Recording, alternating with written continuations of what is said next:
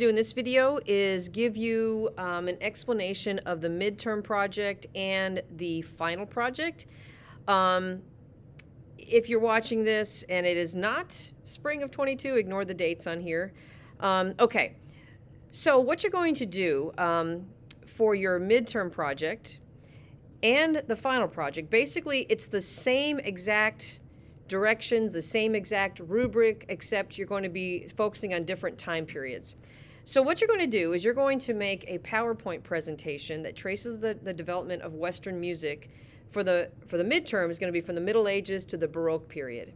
And you are going to include historical and cultural events for each time period outside of music, art and literature pieces of the time period, and then also musical examples, composers, and styles from that time period.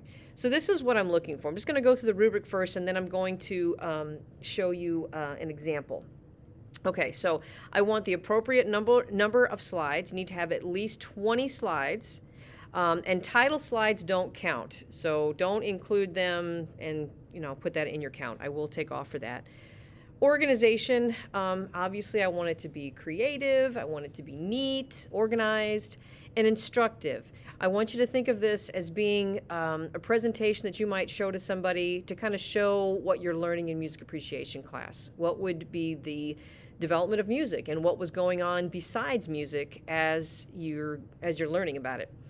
You need to have at least 3 cultural or historical events that happen in that particular time period for each time period, briefly described. Please do not just give me a timeline list of things without any explanations. Same thing goes for major works of art and or literature. What is something that was a major piece of art in that time period or literature? You can choose all art pieces, all literature pieces, or a combination of the two. It doesn't matter, but make sure again that they are briefly described. Don't just have an image with no description. 2 musical examples for each time period. Again, make sure you describe it. Please just don't give me a link with no kind of description at all. You need to describe the piece. Tell when it was written, maybe was it written for a special occasion or whatever. 2 composers that were prominent in that time period. Give me information about their lives, birthplace, 3 facts, style of music for which they're most known, and then also style features. And for some reason, this section is what people seem to forget, or you might have it embedded in some other section. Just make this a separate slide or 2 for this, and just tell me 2 types of music that were prominent in that time period. For example, if you're talking about the Middle Ages, you will describe Gregorian chant. If you're talking about the Renaissance, you will probably mention madrigals. Okay, so anyway, so that is what the rubric looks like. And now this is an example of what I'm kind of looking for. Okay, so this person, they did a description of the Middle Ages in general. You can do that. I'm not asking you to do that, but that's totally fine if you want to do it. Then they have historical and or cultural events, 3 of them that are briefly described. And then they have works of art. Now they have the descriptions here.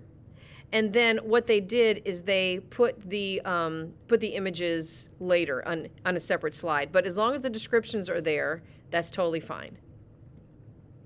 And they chose just to do artworks and not literature, which is fine. Okay, and then they have musical examples from the Middle Ages, and then they have the links. Again, a brief description. And then composers, 2 composers with the information that I'm looking for. It would have, what I would add to this, what might be good is to have an image of the composer, if possible. That would be good.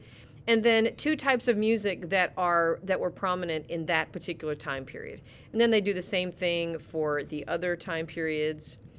And then at the very end, you have the slides that are numbered.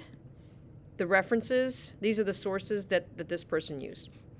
And that's basically all I'm looking for your midterm project. And like I said, the final project will be basically the same exact thing, except it'll be different time periods. So this is where in week 1 I'm giving you an early heads up. But where you're going to be turning these in for the midterm, it's going to be in week 8 right here. This is where you're going to turn it in. That's where you're going to find the rubric again. And then for the final, that's going to be turned in the last week right here. Now, the other thing that I will say that I will remind you on the course calendar and also in the assignments, I have these little assignments here where you don't have to turn anything in, but you could be working on the project as you go. And if you do this, number one, you're going to have it done. Number two, you can send it to me ahead of time. It says, hey, am I on the right track? Is this what you're looking for? And I can give you feedback. And then if you do this as you go, by the time you get to week 8, it's done. Same thing. I do the same thing for the final project. Just give you little reminders at this point, this should be done. And then by the time you get to the end of the semester, it's done. So that's the midterm and final project explanation. If you have any other questions, please let me know.